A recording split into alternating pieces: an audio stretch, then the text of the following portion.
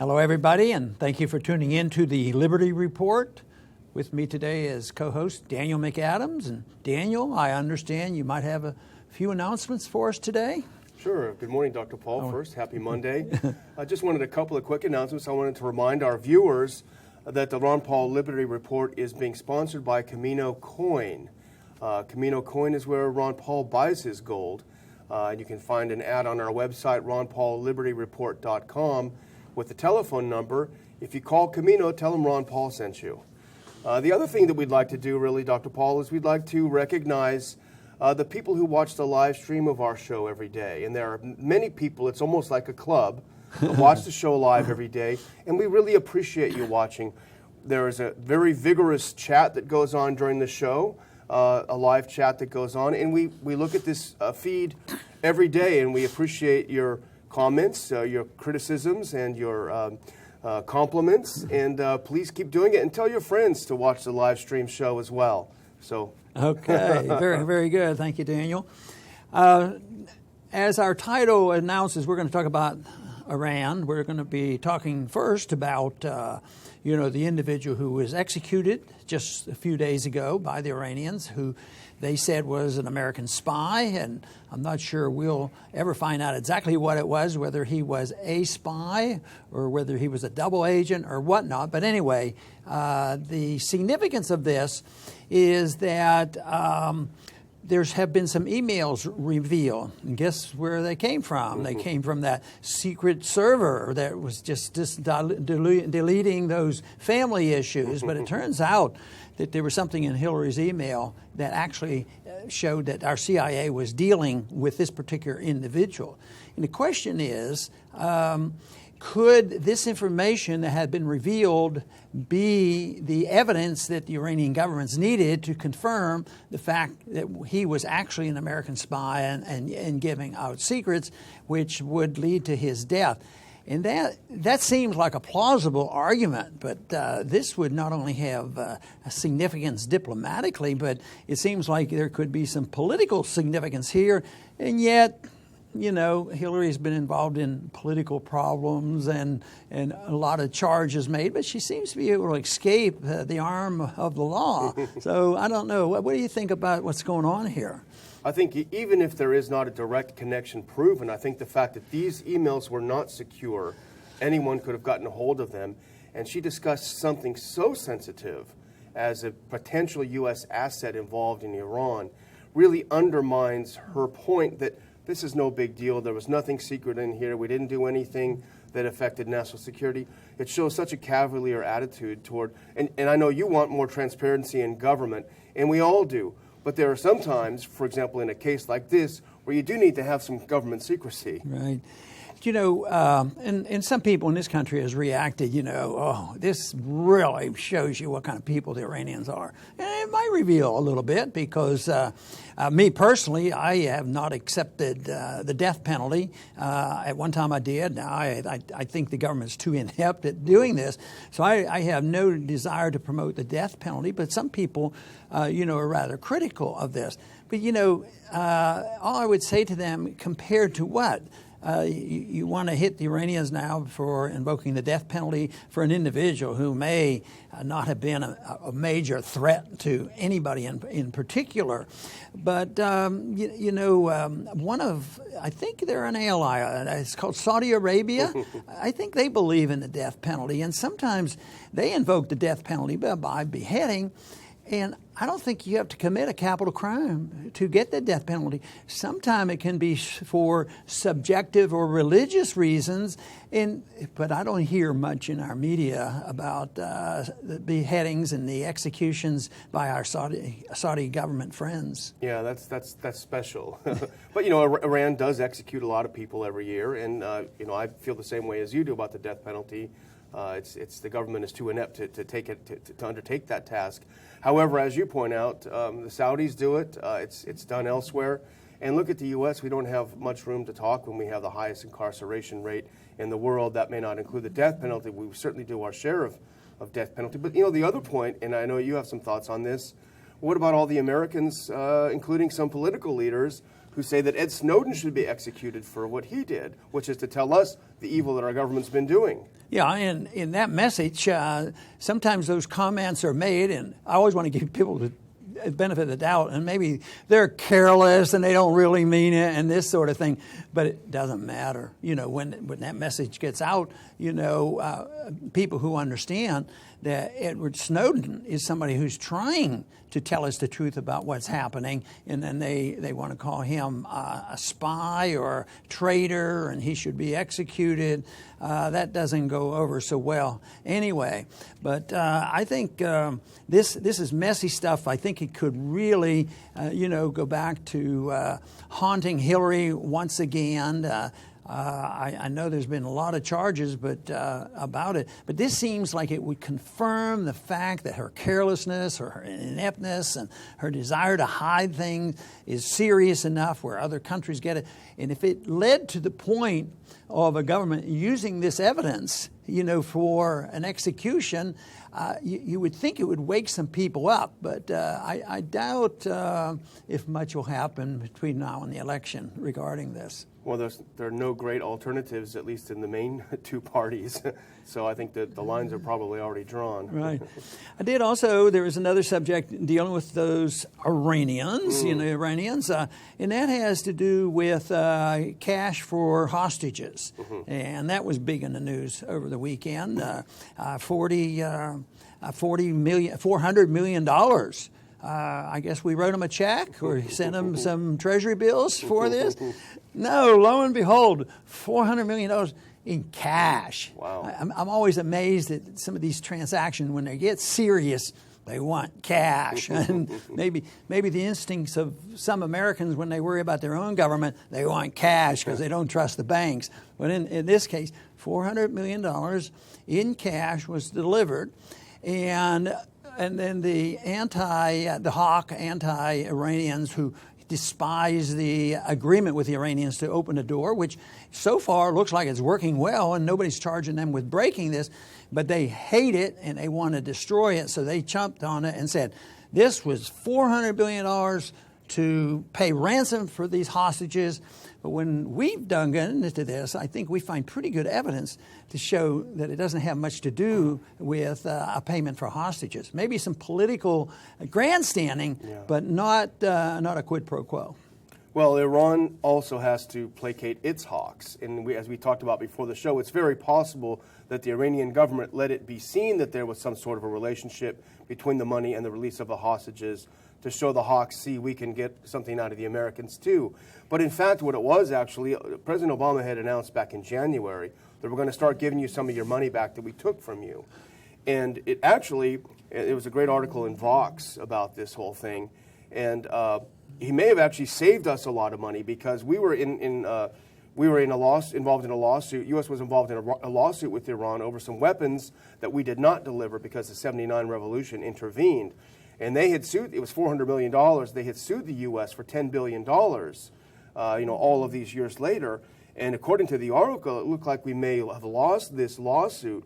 So it sounds like they kind of got in and said, okay, we'll give you some money to kind of mitigate this $10 billion. It may have just been a smart move. Yeah, and I wonder if maybe our government might have even made the argument, well, all right, we're coming through, we're going to pay off, and this is what we're going to do. How are we going to finalize this deal? And it might have been the Americans say, well, we want to look like we're doing some good, releasing, these hostages. And of course, the Iranians said, okay, you got to deliver it in cash. And they had this, and it was trying to serve their political interests in each country. But once it was realized that when the nuclear deal was made, that the Iranians were going to get a lot of money. But the media hardly ever talked about whether they're going to get some of their own money back. Yeah. And I made a comment to you about, it all started with Ike. What do you mean? How could it have started with Ike? This thing has gone on because the hostages wouldn't have been taken if we hadn't thrown out Mossadegh, in 1953. So this stuff lingers on. And then if we had not had the hostages back then we wouldn't have had the excuse to steal so much money from them and put it in the bank. But it just goes on. And then those who like confrontation for the various reasons. They can't stand the idea, and I used to ridicule them by saying, yeah, they're terrified that peace may break out, you know. But I think it involves a lot of misunderstanding of the people that we're dealing with, but also misjudging the willingness of some people in Iran that are willing to actually change. I mean, they're not like the most anti-Western country in the world. Nobody can prove that they're the most anti-Christian country in the world. I would think the Christians have been traditionally treated better there than, say, in Saudi Arabia. Certainly in Jews as well. There's a large I think the largest Jewish community in the Middle East outside of Israel is in Iran. But they concentrate on the other things.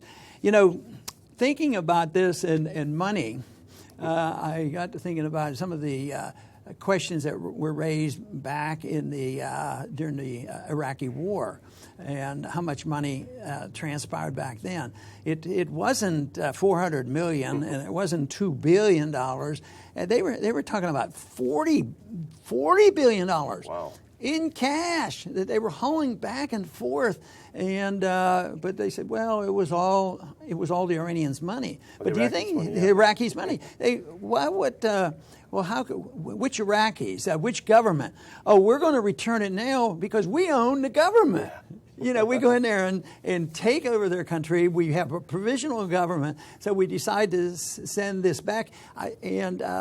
What would your guess be on why this always has to be done in cash? This is positively amazing. Maybe it's just the record keeping that doesn't have to be kept. I guess with the dollar as the world reserve currency, it's probably the most liquid asset you could imagine.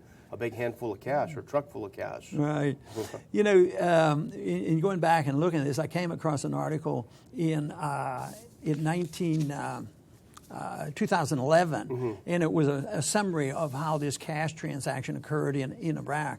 And we accidentally came across a driver by the name of Basil. That was his first name, but he was being interviewed in 11 after all that hauling of money back and forth. But he came to be the individual in charge of driving the trucks through and delivering it to the individuals that's supposed to have it. But it was interesting that at that particular time, he was asked about this, and he said, well, I'm on my way to Sudan. This is in 2011. I'm on my way to Sudan because I'm getting ready to have another contract for carrying cash into Libya. Wow. So is this just routine practice? And still, once again, where do they get this cash? The Federal Reserve is always involved. Whether or not they manage to just steal it from the people and print the money and all, or whether they technically are using cash that they confiscated from these other countries before. But this whole idea that even in 2011, there was one estimate over this. They talk about $40 billion, and then you'll have an article, oh yes, we accounted for it. We sent an inspector over there and we accounted for it. And then somebody else came along, which is probably closer to the truth, that between 30 and $60 billion was lost through fraud. You know, whether it was cash or not fraud. How about the rebuilding? It probably was no better in Afghanistan. And where are the progressives and the fiscal conservatives on this issue? You know, some progressives are with us, but there should be more of them, because a progressive would say these billions of dollars going to corrupt figures overseas, they could be used for school, for infrastructure, what have you. What about the so-called fiscal conservatives in the Republican Party? They both shut up because they like this interventionist foreign policy. You know, but one thought I had while you were talking about this Libya thing, this would have been right after the overthrow of Gaddafi that we were going to send these truckloads of money in. But as we know, the people who took over for Gaddafi ended up being actually radical Islamists, you know, Al-Qaeda linked figures in Benghazi and what have you. How many of these billions of dollars went to fuel their ongoing war in the Middle East? And that article described it after the liberation of Libya.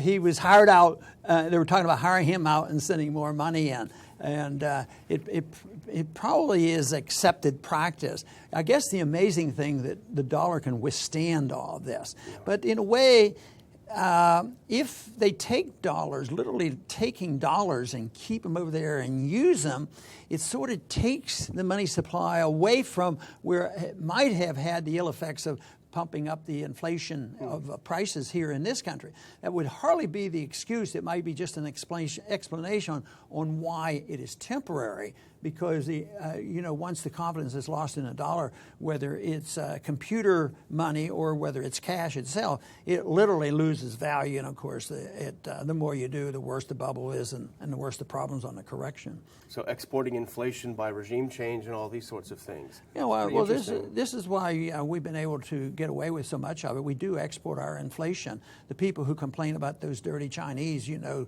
beating us on our trade agreements and all this, actually, we print the world currency. This is a legitimate, it's out in the open. The Fed creates it, and everybody's happy about it. The banks are happy. And then actually the consumer on the short run benefits, because this money goes out to look for cheaper products, and it happens to be China. So we export this money, and then the Chinese actually monetize the dollars that we send over there. So we get cheap products coming in here.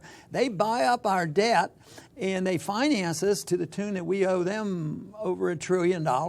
And then all of it is blamed on the Chinese, for it. So it's we can literally export inflation, but if you do export it, eventually it'll come back to haunt us, and I think that's what we're on the verge of doing. And think about what a reprehensible foreign policy this is. We go and we invade and we bomb and we overthrow a government, spending billions of dollars doing that, and then we send billions of dollars on truckloads to pay the new government that we put in power. And one of the themes that we've hit on a lot on the show is that our foreign policy is not only immoral, it's a ripoff. It's ripping off the middle class. We know the middle class is being destroyed, and this is one of the reasons, and I wish more Americans would wake up to what's being done with their dollars and in their name. Yeah, I would think that this is a ripe time for our message. Just hope we do a better job in getting it out. Because the middle class, if they understood the connection with what you're talking about, the connection between the military budget, militarism around the world, the American empire, and all that happens and how that affects the economy back here. Now, we get some support from progressives because they think if we don't spend as much money overseas, you can put it all in the welfare budget. But you don't have to do that to help the middle class. The middle class would be helped if you just quit that kind of stuff, and they should support it. And I think most of them would. But here we've gone through this election, but we don't really have a champion out there talking about why the middle class is really suffering. We ended up with a Bernie Sanders saying, yeah, I understand your pain, and what we need to do is make sure there's no rich people left and taxes go up, and this would solve the problem. And others would say, well, if we just have a fancy old-fashioned trade war and make sure that nobody sells us cheap products anymore, everything is going to be hunky-dory. And they miss the whole concept of how markets work and what sound money is like and how detrimental the Federal Reserve and the central banking system is. But we could look to Europe. Brexit wasn't the worst thing that ever happened to letting people know what was going on. Yeah, we need some Brexits of our own. Yeah, there you go. We could think of many. I want to thank everybody for tuning in today to the Liberty Report. I know this subject sometimes seems a little complex to sort out all the pieces, but first off, we do think it's very significant that the emails that probably came from Hillary's email indicates that we were very much involved in talking to and working with the, quote, spy that was executed in Iran. And the significance there is whether or not these emails was used by the Iranian government as evidence against this person. This, to me, should be very significant, but I'm also saying, due to my cynicism of how things have worked out in the past, not much will change. But the whole thing is rather cynical about how we do invade countries, occupy countries. We bomb and kill and blow up bridges, and then we rebuild them, and then all we get is more fraud and waste and abuse and more debt. And there are some people who think we should rebuild our bridges. I happen to think if there were more money left in this country, instead of bombing bridges overseas and then rebuilding them overseas and then developing a corrupt system, that yes, we would be able to take care of our infrastructure, we'd be able to take care of the middle class, and we'd be able to rout out the crony capitalists who pretend that they're very important people, and yet they're nothing more than in cahoots with a government that serves the interests of some very special groups. I want to thank everybody today for tuning in to the Liberty Report. Please come back soon.